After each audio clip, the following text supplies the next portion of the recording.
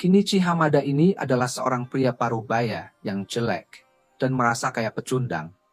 Suatu hari dia tiba-tiba dipindahin ke dunia lain, dan dia cuma bawa satu skill curang yang bikin dia bisa akses situs belanja yang biasa-biasa aja. Semua ini dimulai pas Kenichi lagi browsing di situs belanja bernama Shangri-La di tabletnya. Tiba-tiba, dia mendapati dirinya ada di hutan yang aneh dan asing. Tablet di tangannya hilang, dan dia jadi bingung banget.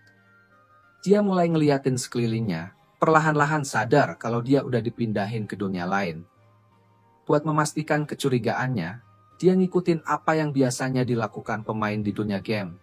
Dia buka menu status dan cuma nemu 3 pilihan. Ada Shangri-La, yaitu situs belanja yang udah dia kenal, kotak barang, dan tempat sampah. Karena penasaran, dia klik tombol Shangri-La, dan muncul antarmuka lain yang nunjukin situs belanja online itu. Kinichi yang tadinya cuma belanja buat kebutuhan sehari-hari, sekarang udah bisa pakai situs belanja ini. Dia nggak nanya-nanya kenapa dia punya kemampuan ini atau buat apa. Yang penting dia penasaran banget. Dia klik kotak barang berikutnya yang ngasih tahu dia buat nyimpen barang di dalamnya. Jadi, dia ambil sehelai rumput dan lempar ke dalam kotak itu, dan dia ngebongkar kalau kotak barangnya bisa nyimpen barang sekaligus memisahin bahan-bahan di dalamnya. Jadi misalnya, rumput dan tanah itu dipisahin. Dia penasaran dan ngambil tanahnya, terus buang ke tempat sampah. Tiba-tiba dia ngerasa lapar, jadi dia mutusin buat cari makanan. Setelah scroll-scroll di situs belanja, pria sederhana ini mencoba beli roti dan susu, tapi gagal karena dia nggak punya saldo. Untungnya, dia punya cara curang lain buat ngatasin masalah ini. Dia bisa barter barang-barang di inventarisnya buat dapetin uang. Dengan sangat kebetulan, ada kerangka yang lengkap dengan perlengkapannya tergeletak di dekatnya. Kenichi nebus pedang yang tertancap di kerangka itu, dan batu rubi yang dia temuin. Totalnya dia dapat sekitar 98.000 yen, yang jauh lebih dari cukup buat beli roti dan 3 botol susu. Setelah kenyang, Kenichi dengan baik hati mengubur prajurit yang udah mati sebagai balasan karena udah nyelamatin hidupnya, dan dia berdoa supaya prajurit itu bisa tenang di alam baka. Habisin uangnya, dia belanja sepeda gunung seharga 10.000 yen, dan berusaha cari jalan keluar dari hutan sebelum malam datang. Karena nggak nemuin tanda-tanda kehidupan, dia mikir mungkin dia udah muncul di bagian terdalam hutan. Akhirnya, dia putusin untuk mendirikan tanda dan beli kompor portable serta perlengkapan masak lainnya buat makan malam dari situs belanja itu. Sayangnya buat pria parubaya ini, Paul lezat dari masakan yang dia buat menarik perhatian monster-monster yang ada di sekitar. Dan mereka mulai mendekatinya pelan-pelan dengan tatapan yang penuh nafsu darah. Kenichi langsung ke situs belanja lagi dan panik nyari senjata. Dia nemuin busur, tapi karena belum pernah pakai, akhirnya dia lewatin dan malah milih untuk pakai kembang api. Dia luncurin kembang api ke arah monster-monster itu, berharap mereka bakal ketakutan dan kabur. Tapi, monster-monster ini bukan anjing jalanan, mereka lebih tertarik sama mangsa baru yang bodoh ini. Waktu terus berjalan, Kenichi beli ketapel. Dan ternyata, peluru yang dia tembak itu cukup buat bikin monster-monster itu menderita. Langsung tumbang dari satu tembakan. Setelah ngalahin cukup banyak monster, Kenichi buru-buru nyimpen semua barang-barangnya di kotak barang dan melarikan diri pakai sepeda gunungnya. Keesokan paginya, dia bangun dan menemukan dirinya tergeletak di tengah-tengah tempat yang sepi. Kenichi sadar bahwa dia mungkin udah kecapean di suatu titik dan jatuh tidur tanpa sadar. Pas dia lihat sekeliling, dia ngeliatnya ada lagi pepohonan di depannya dan mulai mikir, mungkin dia udah sampai di tepi hutan.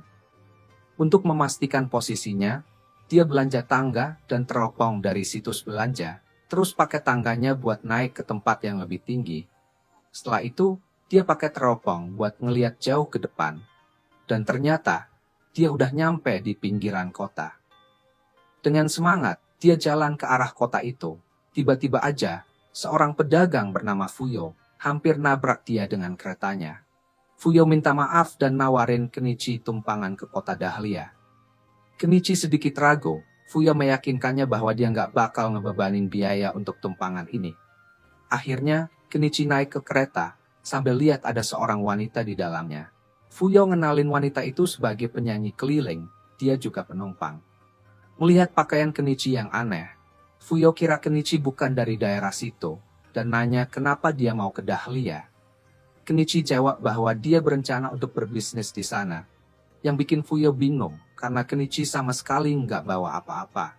Penasaran, Fuyo nanya apakah Kenichi punya item box. Kalau Kenichi nggak tahu apa itu. Wanita penyanyi itu nunjukin dengan cara magis, bikin gitar tiba-tiba muncul. Nunjukin bahwa itu adalah item box. Kenichi pura-pura terkejut. Setelah itu, penyanyi itu mulai nyanyi lagu, bikin sisa perjalanan Kenichi ke kota jadi lebih berkesan dan ajaib. Begitu sampai di Dahlia, Kenichi bantu Fuyo untuk turunkan barang-barangnya dan ngasih dia sekantong merica hitam sebagai tanda terima kasih atas tumpangannya. Dengar Kenichi mau bisnis di kota, Fuyo langsung khawatir dan bisik peringatan. Dia bilang bahwa jual merica itu berbahaya karena ada sindikat kuat yang nguasain perdagangan rempah-rempah. Walaupun gitu, Fuyo nerima hadiah itu, tapi ganti ngasih Kenichi beberapa koin perak dan tembaga sebagai gantinya. Gak mau terima secara gratis. Setelah Fuyo pergi, Kenichi mulai ngitung dan nyadar bahwa merica hitam yang dia beli harga murah di situs belanja, ternyata dihargai 985 yen di sini. Penemuan ini bikin dia excited karena dia sadar dia punya potensi buat jadi kaya raya dengan usaha minimal. Hanya dengan barter barang antara dua dunia. Kenichi langsung mau ke penginapan lokal buat nyari tempat tinggal dan ketemu sama pemilik penginapannya, Azalea. Pas dia pengen pesan kamar, dia dapat info dari Azalea bahwa kalau dia mau bisnis di Dahlia, dia harus daftar sebagai pedagang di guild. Karena dia nggak tahu bahasa negara itu, Kenichi minta bantuan Azalea buat nulis namanya, sambil nawarin dia sekotak permen asing sebagai imbalannya. Azalea dengan senang hati nerima permen itu dan, dalam satu malam, dia ngajarin Kenichi dasar-dasar bahasanya, yang gampang dia tangkap karena mirip sama bahasa Jepang. Sebagai ungkapan terima kasih, Kenichi melukis Azalea, yang bikin dia terkesan. Azalea, yang ngerasa terharu dan senang, mutusin mau bikin pria baik hati ini jadi suaminya. Malam itu, dia ambil tindakan sendiri, nyatain perasaannya secara fisik, gak mau nunggu sampai mereka resmi menikah. Setelah kenalan dengan Azalea, Kenichi tinggal di penginapan itu. Cewek konyol itu pun memutuskan buat kasih melannya secara gratis. Kamu nonton ini? Aku tahu kamu pengen. Keesokan paginya, Kenichi pergi ke guild buat mendaftar dengan resmi. Di resepsionis, Kenichi dikasih selembar kertas buat diisi formulir pendaftaran. Setelah selesai ngisi formulir, dia diminta buat bayar sedikit uang sebagai tanda pendaftaran, sambil resepsionis itu lihat dokumen yang dia isi. Masalahnya, Kenichi ini bukan orang kaya, jadi dia nggak punya duit cukup buat bayar jumlah yang diminta. Makanya dia minta izin buat bayar secara cicilan. Tanpa banyak drama, si resepsionis setuju dan bilang ke Kenichi untuk nunggu sebentar. Lalu dia balik lagi dengan ID guildnya. ID ini bakal bikin Kenichi dikenali sebagai anggota guild, dan dia juga harus nampilin ini pas berbisnis. Setelah itu, Kenichi keluar dari guild dan balik ke penginapan. Tapi dalam perjalanan pulang, dia jalan-jalan lewat pasar dan beli sekumpulan buah-buahan. Azalea seneng banget lihat Kenichi bawa buah. Dia langsung ambil salah satu buah itu dan bilang betapa dia suka sama buah-buah itu dan rasa enaknya. Azalea ngucapin terima kasih ke Kenichi karena udah bawa buah-buahan untuknya. Terus dia nanya apakah Kenichi udah berhasil daftar di guild. Kenichi cuma angguk sebagai jawaban. Terus dia pergi ke bagian dalam penginapan. Sementara itu, Azalea kembali ngurusin pekerjaan lain karena bosnya manggil. Malam itu, pas Kenichi akhirnya istirahat dan ngecek ID guildnya, dia pun pergi tidur. Keesokan paginya, Kenichi udah bangun lebih awal sebelum Azalea.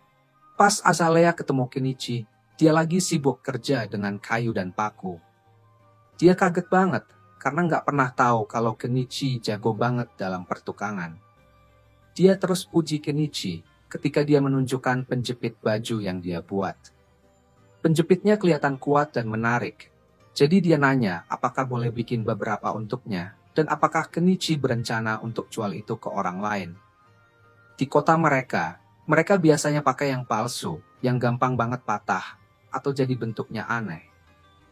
Tapi Kenichi yang bodoh ini nggak pernah kepikiran untuk jualan itu. Setelah mikir-mikir barang azalea, Kenichi mutusin buat buka toko langsung, buat bisnis pertukangannya. Di hari yang sama, dia pergi ke pasar dan nemuin tempat buat jual produknya. Pas dia udah siap, pemilik toko di sebelahnya mulai bingung kenapa Kenichi datang tangan kosong, sampai akhirnya dia ngeluarin kiosnya dari kotak barang sihirnya. Setelah itu, dia pamerin penjepit baju dan barang-barang lain yang mau dia jual. Nggak sampai semenit, udah ada pembeli yang nyamperin tokonya. Dia disambut dengan baik dan langsung jual penjepit baju itu ke pembeli tersebut, sambil tukar sapa dan sedikit info tentang diri masing-masing. Kegiatan ini berlanjut dengan pembeli-pembeli lain hingga sore. Kenichi mulai ngerasa lapar, jadi dia mutusin buat makan sesuatu. Beberapa menit setelah dia makan, muncul lagi pembeli lain. Tapi pembeli yang satu ini kelihatan beda dari yang lain. Dia bawa pedang di sisinya dan bajunya sangat rapi, bikin Kenichi merasa dia ini orang kelas atas dan mungkin punya banyak penawaran menarik. Si pemuda ini ngeliat pisau yang dia anggap menarik, terus nanya berapa harganya. Dia hampir kehilangan akal pas Kenichi bilang harganya 2 koin perak. Tapi, dia masih ngerasa itu masuk akal. Setelah ngeliatin sebentar, dia berubah pikiran untuk nggak beli pisau pendek dan milih untuk ambil yang panjang. Sayangnya, Kenichi sendiri nggak punya pisau panjang, tapi dia nawarin sesuatu yang bahkan lebih berharga dan menarik. Setelah nunjukin pedang yang sangat panjang, tajam, dan bersinar, mata si pemuda itu langsung berbinar dengan semangat tinggi.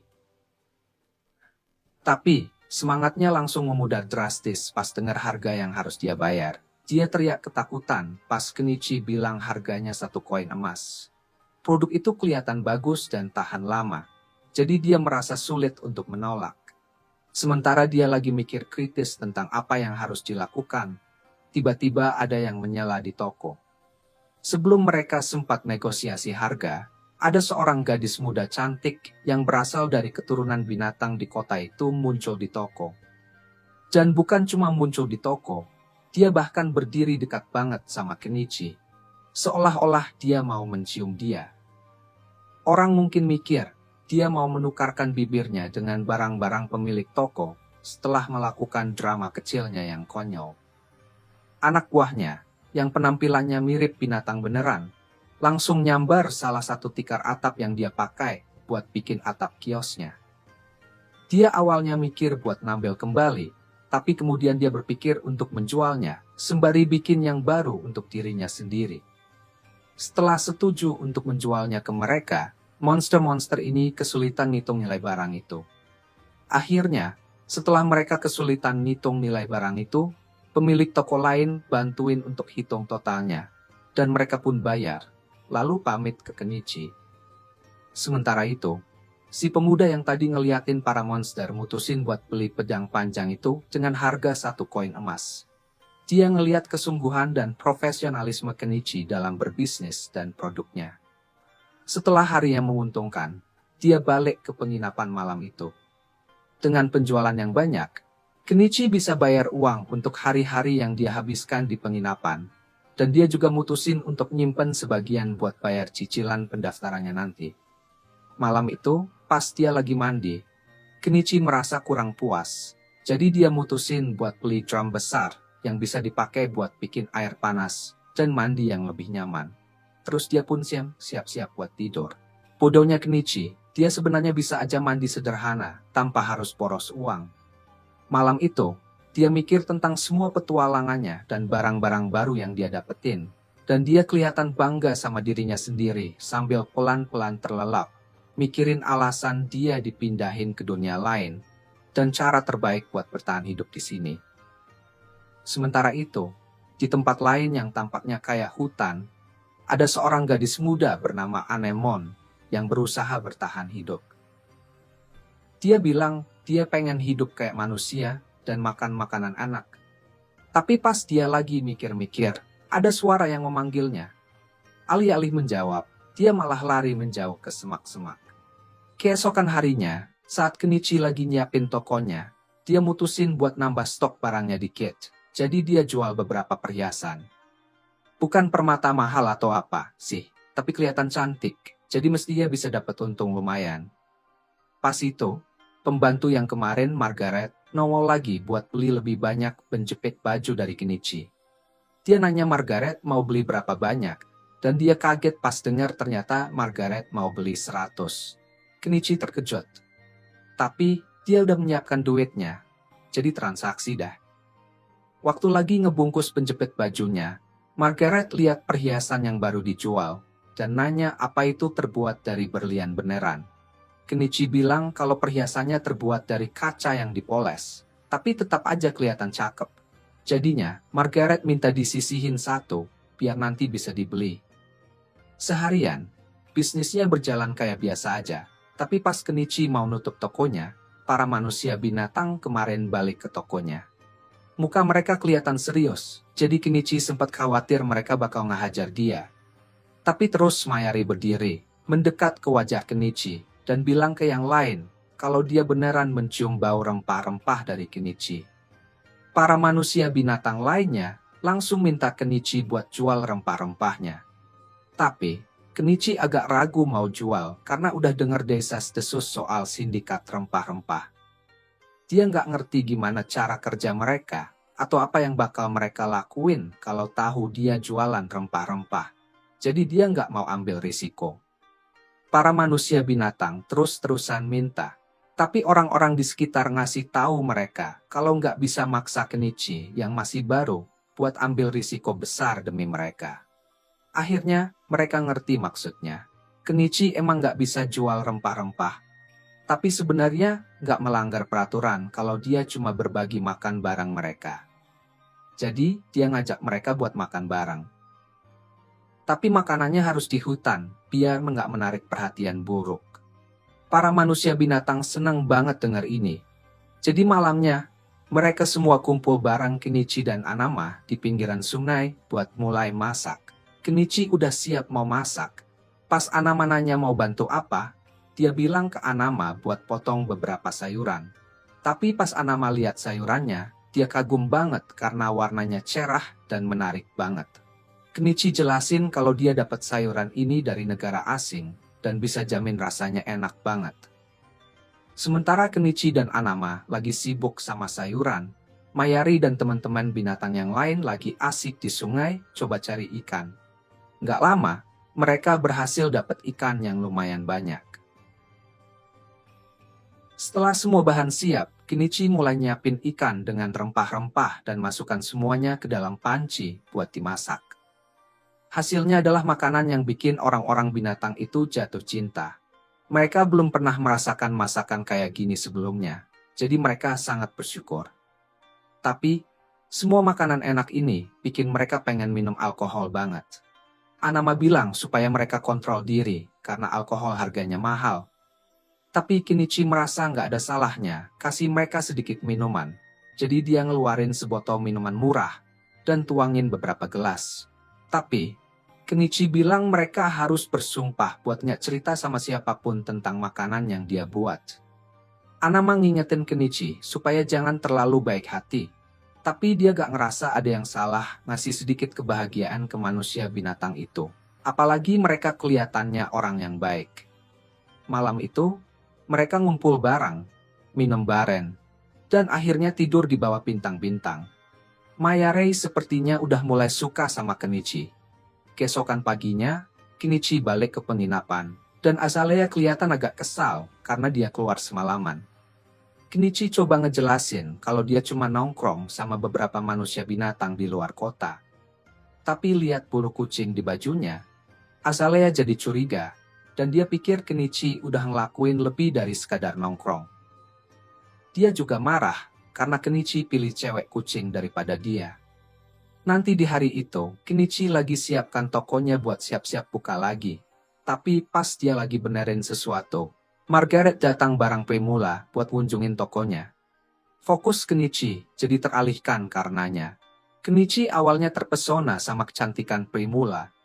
Tapi pas dia lihat Margaret yang berdiri di belakangnya, dia nyadar kalau mereka pasti datang buat beli kalung yang kemarin dipesan Margaret. Dia ngeluarin kalungnya, dan Margaret langsung bayar. Lalu, kalau ngasih kalung itu ke Primula supaya bisa dia periksa. Terlihat betapa bagusnya kalung itu. Primula nggak percaya kalau itu bukan berlian asli. Dia nanya ke Kenichi, apakah ada yang lain di stok. Jadi, Kenichi ambil beberapa kalung lagi dari tokonya dan nunjukin ke Primula. Primula super terkesan dengan kualitas produk Kenichi. Apalagi dia juga ngeliat kalau Kenichi punya kotak barang sihir yang bisa nyimpen banyak barang. Dia pun ada permintaan buat Kenichi.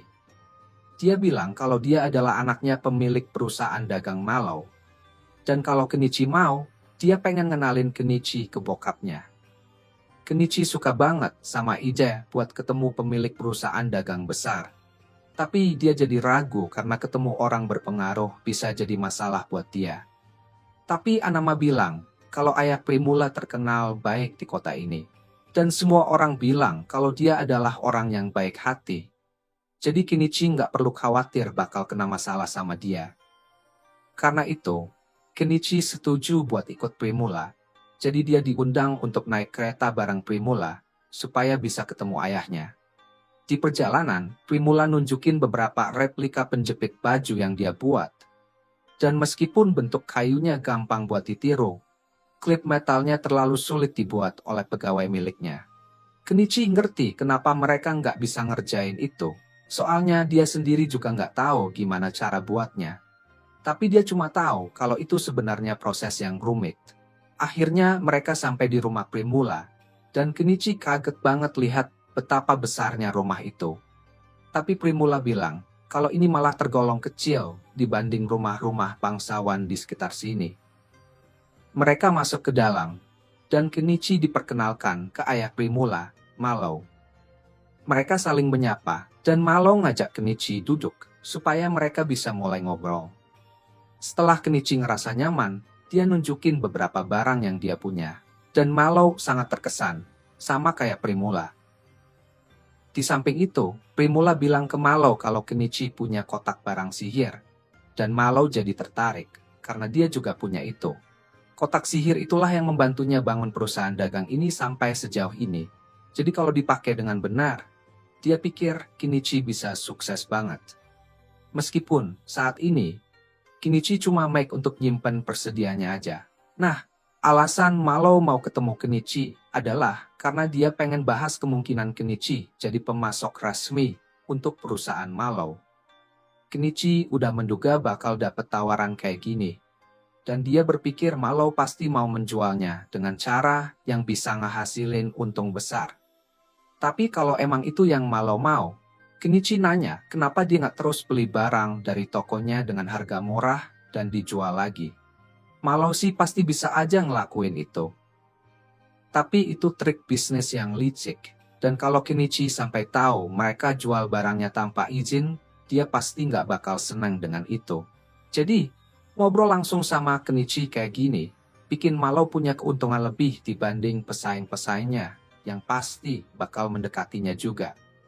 Setelah itu, Malau bilang mau mulai negosiasi kemitraan mereka dan nawarin Kenichi 50% dari harga eceran untuk barang-barangnya. Sebenarnya, Kenichi bisa dapat tawaran yang lebih baik, tapi dia jujur aja udah seneng dengan keuntungan gila dari toko online-nya. Jadi dia setuju sama tawaran Malau dan mereka pun berjabat tangan. Kenichi resmi tanda tangan kontrak pasokan.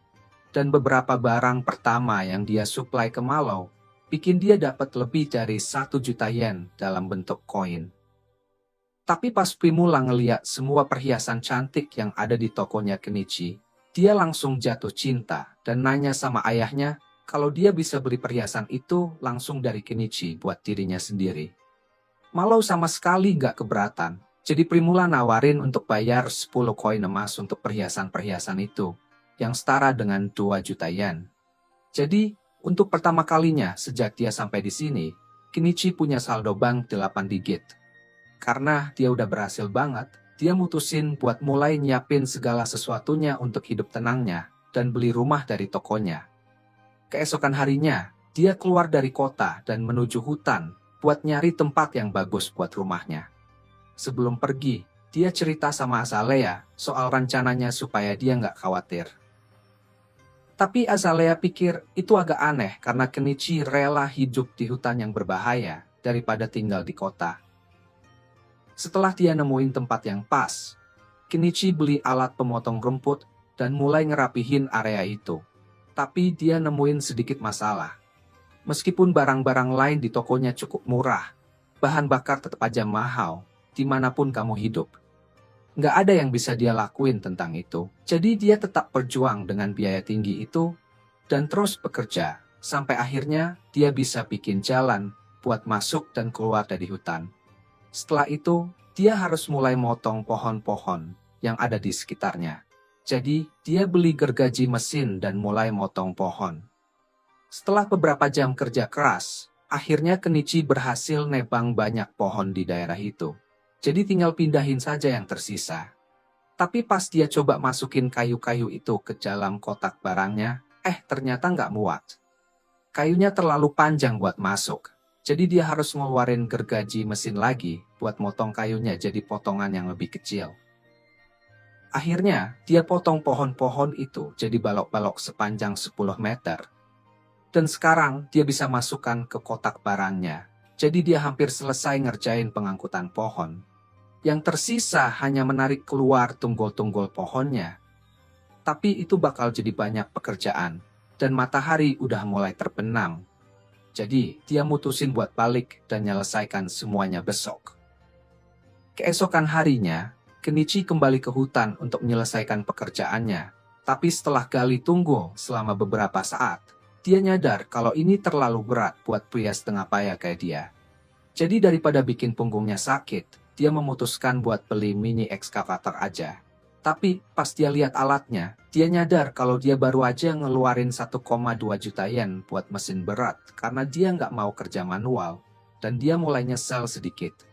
Tapi di sisi lain, ini berarti dia nggak perlu kerja keras. Jadi mungkin ini adalah investasi yang layak. Dia nyalain mesinnya, tapi terus dia nyadar kalau alat ini butuh bahan bakar diesel. Dan tokonya sama sekali nggak jual diesel. Dia mulai panik karena sayang banget kalau dia nggak bisa pakai ekskavator ini setelah ngeluarin uang sebanyak itu. Dia mikir sejenak dan nyadar kalau dia mungkin bisa bikin diesel sendiri dengan mencampur kerosin dan beberapa bahan tambahan. Tapi pas dia mau nyobain, dia ingat kalau dia bisa merusak mesin ekskavator kalau campurannya salah. Jadi, buat lebih aman, dia memutuskan buat nyobain campurannya di generator diesel dulu. Setelah ngisi penuh, dia coba nyalain, dan sepertinya berjalan dengan baik. Jadi dia yakin diesel buatannya akan berfungsi di ekskavator. Dia pun berniat kembali ke hutan besok untuk menyelesaikan pekerjaannya. Sementara itu, Kenichi perlu ngelakuin sesuatu buat semua serangga yang ada di luar. Jadi keesokan harinya, dia mutusin buat pergi ke toko sihir lokal buat beli batu sihir pengusir serangga. Pas dia masuk toko, penyihir yang punya toko itu menyapa Kenichi dan nanya dari mana dia. Soalnya dia belum pernah lihat Kenichi sebelumnya. Kenichi jelasin kalau dia adalah orang asing yang baru aja buka toko di kota ini. Dan dia ke situ mau beli batu pengusir serangga. Penyihir itu bilang kalau batu itu harganya 3 koin perak. Tapi itu sangat mahal. Jadi Kenichi coba buat negosiasi dan nawarin si penyihir 2 jeruk kalau dia bisa menurunkan harga. Penyihir itu belum pernah lihat jeruk sebelumnya. Jadi dia pikir itu pasti buah eksotis dan setuju buat kasih Kenichi diskon karena itu. Kemudian di hari yang sama, Kenichi pergi ngobrol sama Anama. Dan dia bilang kalau si penyihir itu orang yang sangat berpengetahuan. Jadi dia orang yang baik buat dijadiin teman. Sebaliknya, ada penjahat buronan, Shaga, yang poster-poster pencariannya udah ditempel di seluruh kota. Dia adalah pemimpin kelompok bandit yang terkenal. Jadi, hadiah untuk nangkapnya cukup besar. Nyatanya, malam itu, Shaga mengorganisir serangan ke sebuah kereta yang penuh dengan budak yang sedang diangkut dan tidak tahu apa rencana mereka sebenarnya. Keesokan harinya, Kenichi balik lagi ke hutan buat pakai ekskavatornya. Dan sekarang, dia udah gak nyesel sama pembelian itu. Soalnya, sebikin kerjaannya jauh lebih gampang, ini juga sangat menyenangkan. Sekarang, gak ada yang bisa menghentikannya dari mewujudkan mimpinya hidup tenang di hutan.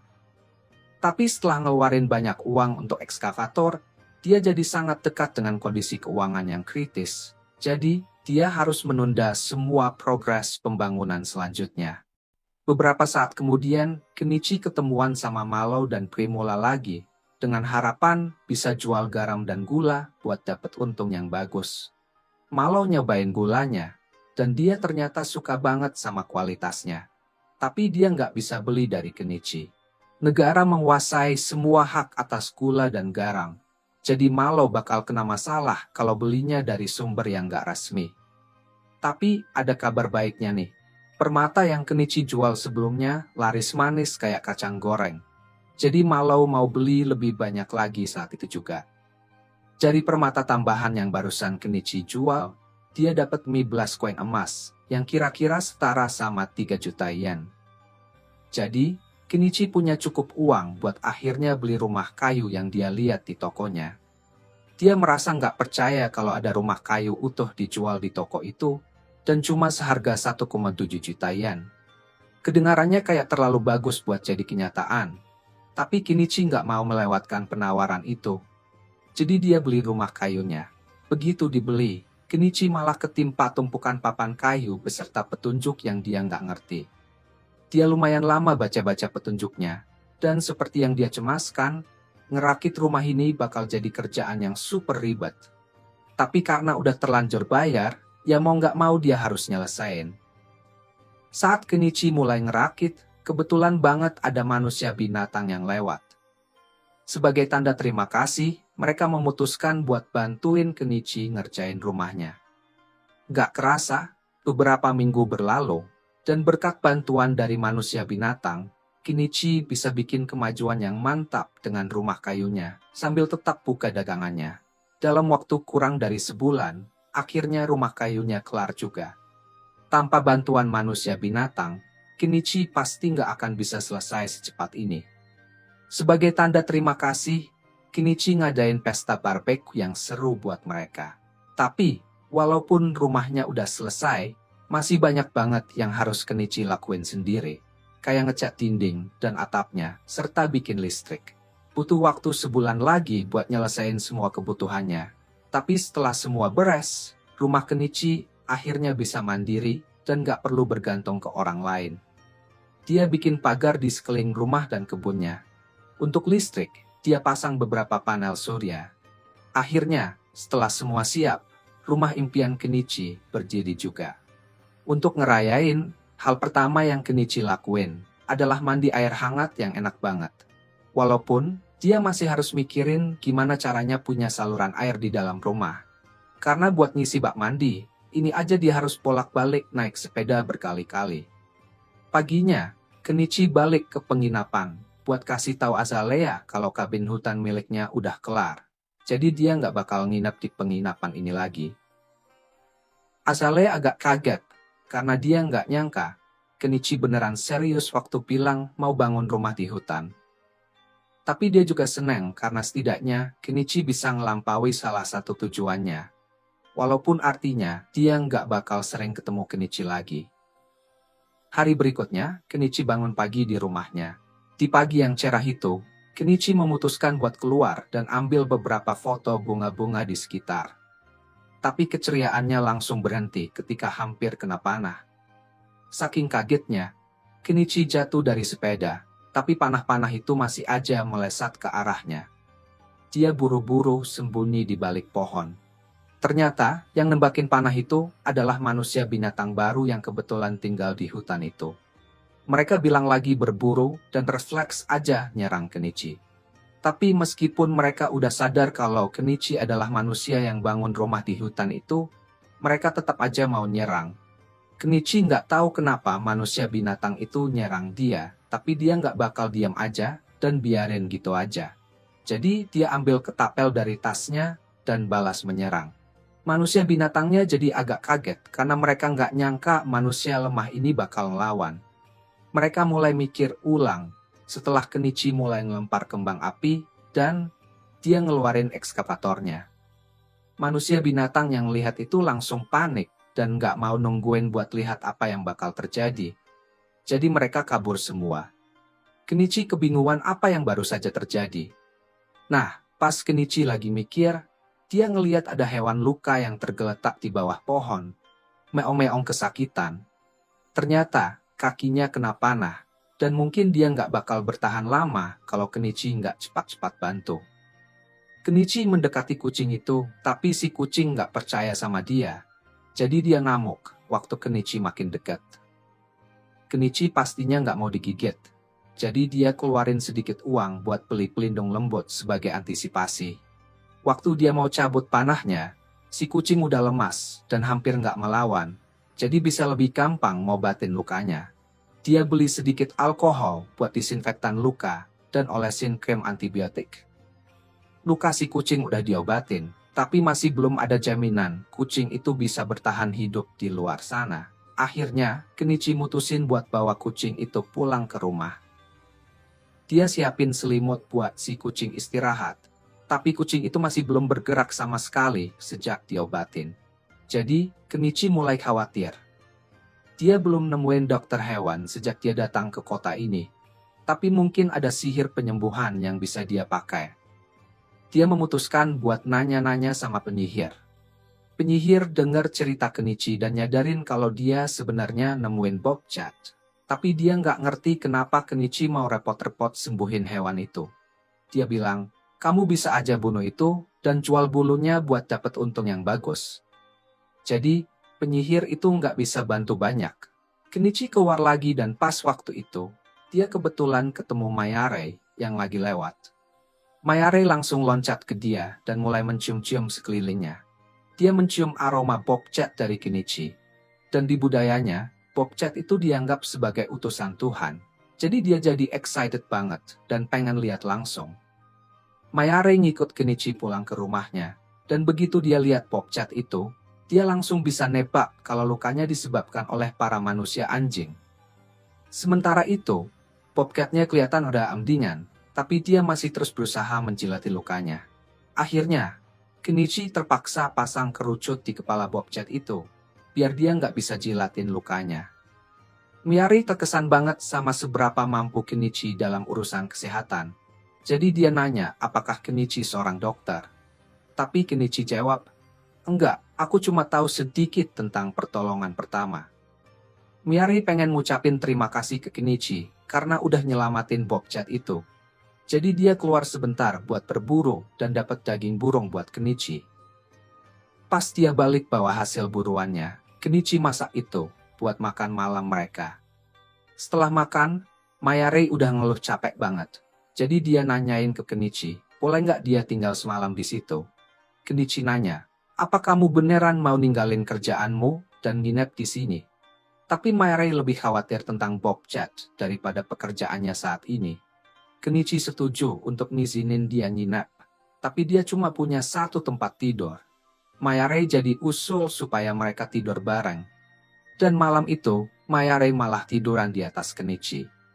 Beberapa hari kemudian, si kucing udah kelihatan jauh lebih baik, jadi Kenichi mutusin buat mulai ngurus kebunnya. Meskipun dia bisa beli bibit dan alat untuk bercocok tanam, tapi Kenichi masih harus mikirin soal air, karena harus lari ke sungai setiap kali mau nyiram tanamannya, bakal jadi kerjaan yang ribet banget. Yang pertama kali kepikiran adalah bikin sumur dengan pompa. Tapi itu harus jadi proyek besok, karena dia udah terlalu capek buat ngelakuin hari ini. Dia pergi tidur, dan keesokan paginya, dia bangun dengan sensasi bobcat lompat perutnya. Meskipun itu nyakitin, dia senang banget lihat bobcat itu sudah pulih. Jadi, dia lepas kerucutnya dan biarin si bobcat kembali ke alam untuk menjalani hidupnya. Kembali lagi ke masalah sumur, Kenichi memutuskan buat ambil beberapa hari libur dari lapaknya supaya bisa fokus ngerjain sumur. Dia mulai menggali tanah dan pasang pompa listrik. Jadi sekarang dia bisa dapat air bersih kapanpun dia butuhkan. Sebagai perayaan, dia mulai nyisi bak mandinya supaya bisa mandi yang enak. Tiba-tiba, dia dengar Primula manggil dia. Kenichi kaget lihat dia di sini. Jadi Primula jelasin kalau dia nggak buka tokonya hari ini. Jadi dia agak khawatir. Primula khawatir setelah Mayare bilang tentang rumah kayu Kenichi. Jadi dia memutuskan buat ngunjungin Kenichi. Begitu sampai, dia terkesan banget karena Kenichi bisa bangun semua ini sendirian. Tapi, dia ngelihat ekskavator gede di samping rumahnya. Jadi dia penasaran dan nanya tentang itu. Kenichi sebenarnya malas buat menjelaskan cara kerjanya. Jadi dia bilang aja itu adalah familiar panggilan miliknya, biar kelihatan simple. Primula langsung percaya sama dia, dan sekarang dia mikir Kenichi bisa sihir. Kenichi minta Primula buat jagain rahasia ini pas dia balik ke rumah. Mau, jam segini, gerbang kota pasti udah tutup. Jadi Primula nggak bisa pulang lagi. Dia udah nyadar soal itu. Makanya dia mau nginep di rumah Kenichi. Walaupun Kenichi udah memperingatkan dia kalau dia hanya punya satu tempat tidur. Primula tetap mengotot kalau itu nggak masalah. Pas lagi ngomong, Primula ngeliat drum di belakang Kenichi. Dia nanya, itu buat apa? Kenichi menjelaskan bahwa itu adalah bak mandi air panas. Dan Primula jadi excited dan minta buat nyobain. Saat malam tiba, Kenichi udah ngehangatin bak mandinya. Primula langsung nyebur, dan dia benar-benar suka banget sama sensasi hangatnya. Tapi, karena dia ada di tengah hutan, dia mulai merasa agak nggak nyaman, jadi dia mulai manggil Kenichi. Kenichi bilang kalau dia duduk di sisi dinding.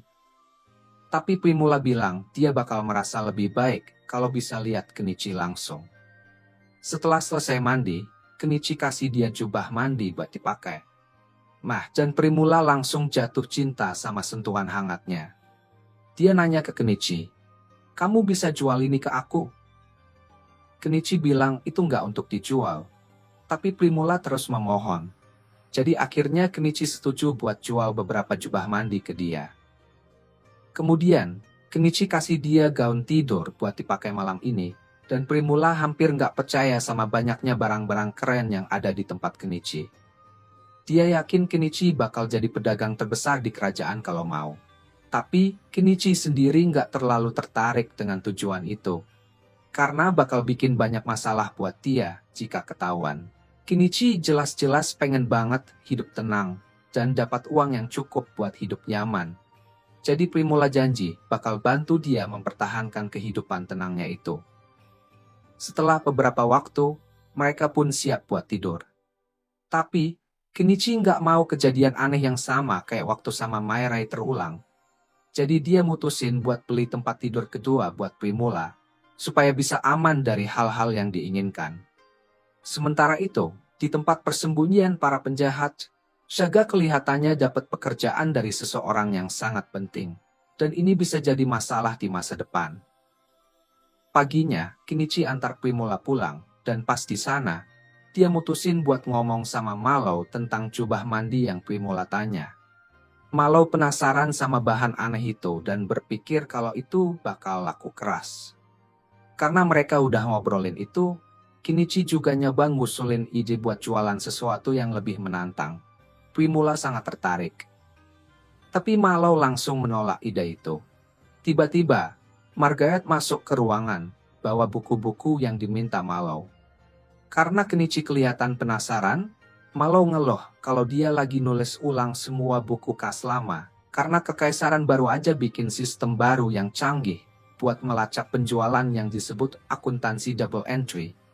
Kenichi langsung teringat, karena sistem double entry itu umum banget di Jepang.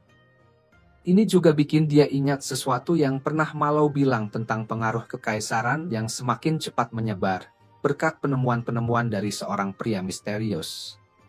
Malah, Malo baru aja mau nguji salah satu penemuan terbaru dari pria ini. Dan yang mengejutkan Kenichi, itu adalah pompa air pitcher. Kenichi udah curiga sebelumnya.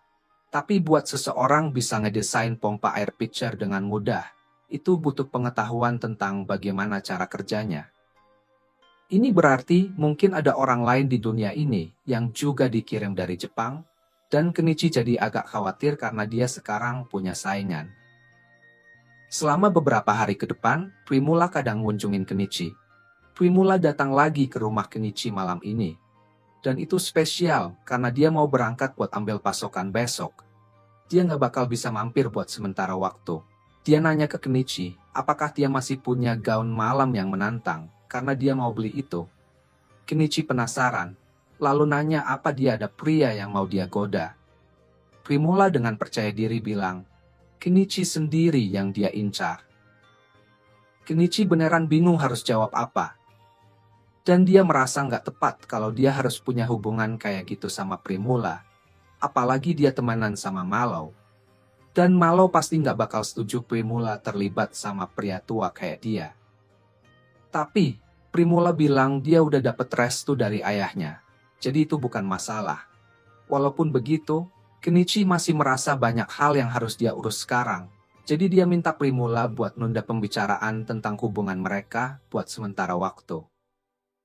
Primula ngerti, tapi dia bilang, setidaknya aku pengen tidur bareng di tempat tidur yang sama kamu sebelum pergi, meskipun cuma buat tidur di sebelahmu. Pagi itu, Kenichi dapat kunjungan mengejutkan dari seorang ksatria.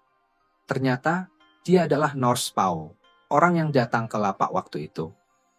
Norsepaw bilang dia dikirim ke sini untuk menyelidiki, karena ada laporan tentang seorang kakek aneh yang tinggal di hutan. Tapi karena dia udah kenal Kenichi, dia bisa lapor balik kalau tidak ada yang mencurigakan di sini. Sebelum pergi, Norsepaw bilang ke Kenichi tentang kabar menarik yang dia dengar baru-baru ini. Ada seorang penyihir di Kekaisaran yang menciptakan bumbu luar biasa yang disebut mayones. Dan dia entah bagaimana berhasil mengalahkan seekor naga dengan itu. Kenichi nggak ragu lagi bahwa orang misterius ini pasti berasal dari Jepang. Dan dengan semua pencapaian luar biasa yang udah dia buat, Kenichi merasa benar-benar kalah saing.